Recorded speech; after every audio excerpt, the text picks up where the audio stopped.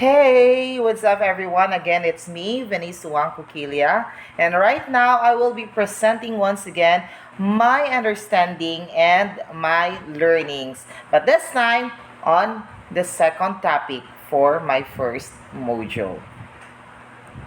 Well, lesson 2 talks about the life stories woven into the tribe's story, woven into the bigger story of nation and the world.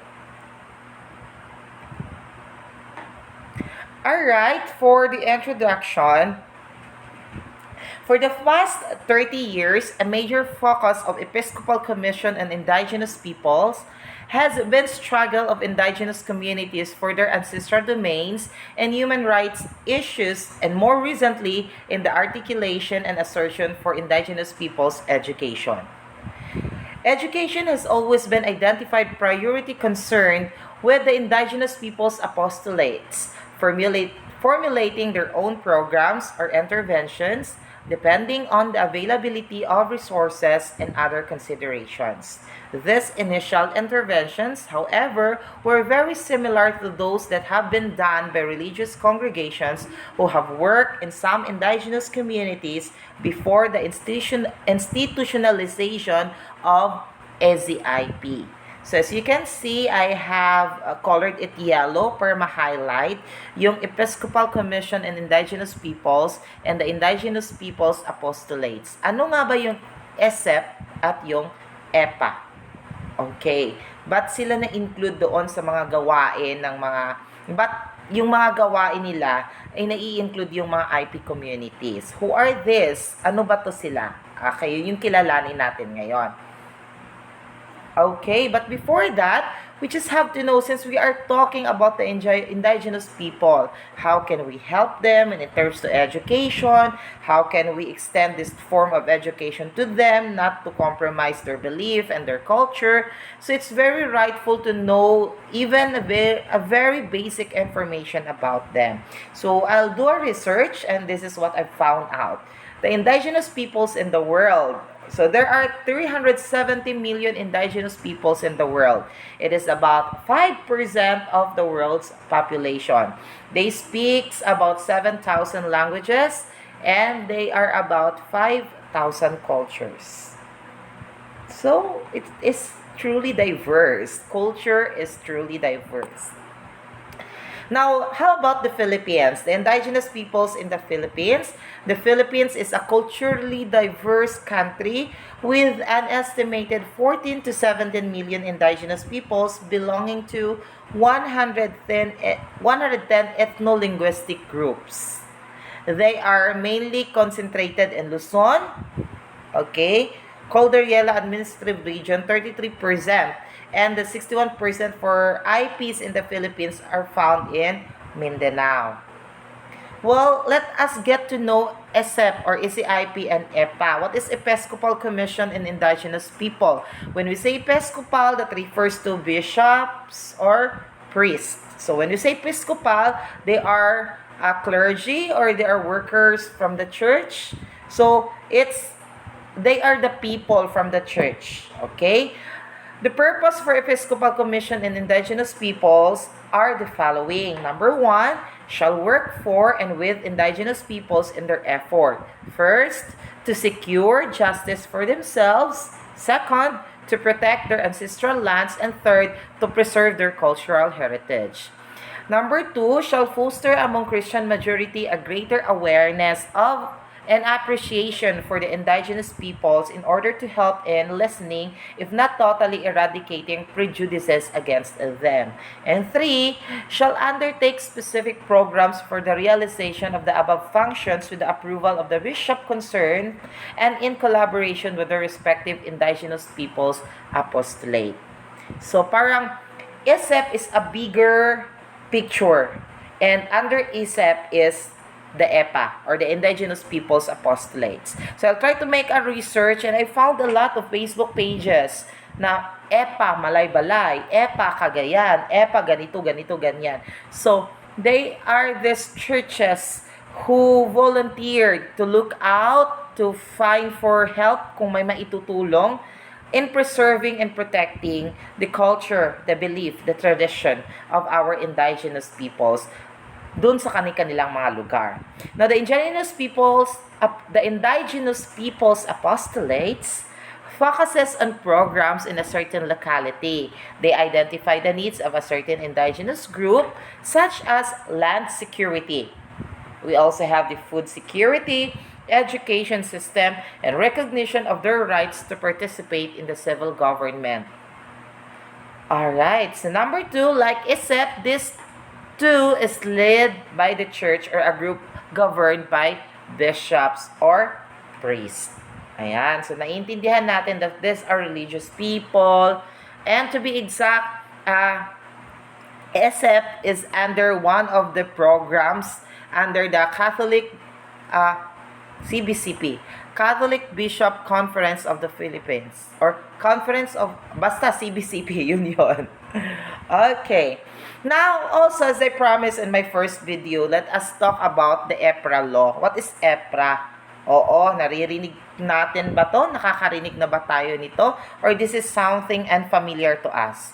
Now, EPRA, to be exact, is Republic Act 8371 of 1997. This is an act to recognize, protect, and promote the rights of indigenous cultural communities, indigenous peoples, establishing, implementing mechanism, appropriating funds therefore and for other purposes. This act shall be known as the Indigenous Peoples' Rights Act of 1997. Commonly known or na mas maririnig natin pag sinasabing EPRA Law or EPRA Act. So this is Republic Act 8371. Okay. Now, in EPRA law, Indigenous Peoples' Rights Act of 1997 promotes, again, protects, recognizes the rights of every indigenous people, which as a citizen of this country also practice. There are no definite statistics and figures to give the accurate number of indigenous people communities reached by the public school system of the country. It is safe to say that schooling is still inaccessible to many of these communities. Well, I cannot say na dito sa atin inaccessible. Siguro meron, pero as to my experiences and as to kung ano yung nakikita ko, we are so much blessed kasi hindi naman siya ganon ka-inaccessible yung education system toward our IP brothers and sisters. Well, noon, because people, ginawa ito ng ESEP at ng EPA nakita nila na indigenous people siguro because of some mindset na sinasabi hindi na mag-aaral dahil sa kahirapan or dahil hindi din ganun karami yung mga scholarship program or dahil hindi free ang college noon. Pero ngayon nagsusulputan na iba't ibang scholarship program, free pa ang college. So parang etong mga pinipresent natin, these are the interventions na ginagawa ng ESEP at EPA year 1980 pa. So ito yon, yung needs nila is basic literacy numeracy kasi pag sinasabing IP noon, medyo hindi nag-aaral, hindi lahat nakakapag-aral dahil sa hirap ng buhay. So ito yon, the form of intervention is teaching basic literacy numeracy to children and adults based on mainstream approaches, methods, and content. So parang tinuturuan sila how to read, how to write, kasi nga, most of the people back then, hindi ko sinasabing ngayon, kasi ngayon talaga, I don't feel na there is a difference between kung IP ka or kung hindi. Kasi parang we are exercising almost the same, or we are exercising the same privileges and opportunities. Hindi kagaya noon na kapag IP ka, ramdam mo na you are less privileged.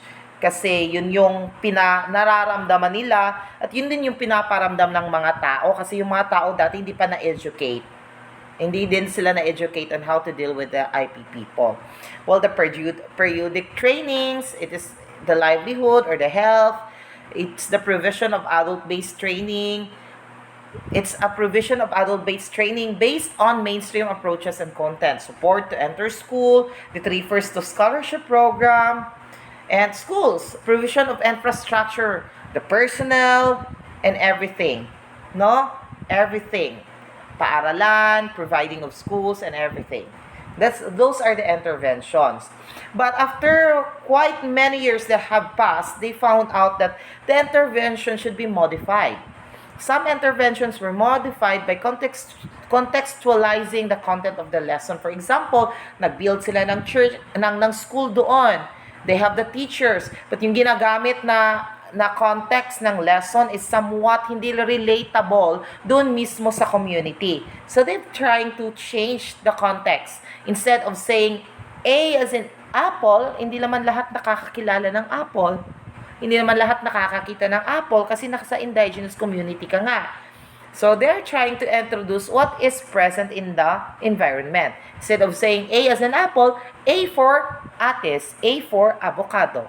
Diba? And using of non-formal methods to facilitate academic learning and achievement. So, ibig sabihin, you have to change your learning plan. Kung nakasulat dito, ganito, ganyan, pero alam mo kung ano yung nangyayari, alam mo sino yung mga estudyante mo, you know kung paano sila nakaka-relate. Ika nga, you have to teach your student the way they wanted to learn, not the way you want them to learn, lalo na dito sa IP community. There were also efforts in several dioceses to build dormitories exclusive for indigenous students studying in the town to ease adjustment difficulties and lessen discriminatory experiences. Siguro nung unang panahon, I'm sorry if I keep on saying nung unang panahon, kasi I have a lot of friends who are IPs, hindi naman nila ito nararamdaman. Hindi natin kasi pinaparamdam. Maybe we have this kind of thought na we're all equal. And being an IP doesn't make them less as a person. Pero nung unang panahon, siguro ganun yung thinking ng mga non-IP toward IPs. Siguro kaya ganito yung nangyayari. And I really love the ESEP and the EPAS for doing this. I mean, talagang nagtayo pa sila ng mga dormitories just to be, to protect IP students from discrimination.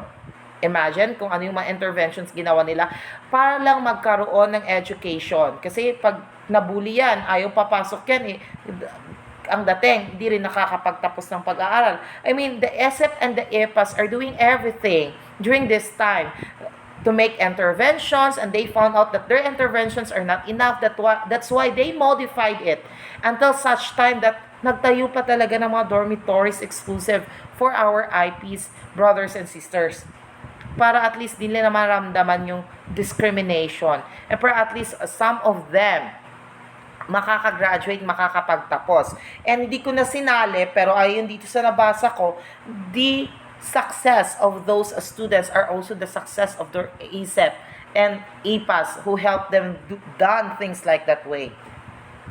Next, the education for indigenous peoples is defined as a comprehensive set of learning processes that integrates both indigenous knowledge and other knowledge system.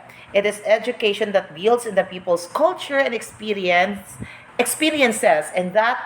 and at the same time trains them to be critical and analytical regarding the situation to enable them to make sound decisions and actions. Education should go beyond literacy and skills training for livelihood. Diba? Nag-modified na sila. Yung una, ini-introduce na lang basic education, numeracy, literacy, basic livelihood, but they found out that these IP people are also capable of becoming more, of becoming somebody, of competing into non-IP people. They can actually do what we do. So, yun nangyayari. They have seen that education should go beyond literacy and skills training for livelihood projects and ensure that indigenous peoples are also empowered to be able to actively participate in the maintenance or development of a just and democratic society where the integrity of their culture and their quest for self-determination are ensured and recognized. Siguro, these efforts resulta na kung anong nai-experience ng ating mga IP brothers and sisters ngayon. These efforts. Siguro, way back then, grabe talaga yung discrimination nila, especially when it comes to education. So, education programs for indigenous peoples are no longer limited to functional literacy. Indigenous peoples need to be equipped with sufficient information and skills in their struggle for land and resources, social justice, and self-determination. Some of these programs are the following. Number one, we have the community organizing. Okay, it involves building community organizations and providing assistance in areas of situational analysis, organizational management, and project management. So, meron na sila. They are part of the community organization. Hindi lang sila basta they have given importance. Everybody makes them feel that they are part of the community. Okay, that they are not just IPs. They're actually part and parcel of the community. Next is the research and information. Updating and validating data on community concerns and issues and disseminating it to the community and broader public. Specific research projects are undertaken for use by the community, especially in the fields of agriculture, forestry, natural resource management, appropriate technology, among others. And the third one is education. Some of the topics are human rights and indigenous people's rights. Okay, including ancestral land issues, environment, cultural conservation, renewal and development, self-determination, gender, and peace building. So that's for education. For socioeconomic assistance to small-scale projects and cooperatives, including management. So, tinuturuan sila ng ganyan. Okay, rehabilitation that includes assistance to communities affected by natural calamities or conflicts such as forcible displacement as a result of militarization or development projects. And community health. This includes the education and promoting traditional medicine and other efficient and inexpensive healing methods. So marami silang alam how to make medicines. Next is linkages and international relations. It refers to the inclusion of networking with different indigenous organizations and the individuals in the country and internationally. So those are the programs. Again, so thank you so much. No, we just talk about we have discussed, ano ba yung English ko? We have discussed the lesson 2. So, next I will be uploading the final and last lesson for this module. So, thank you for listening, everyone. God bless us all.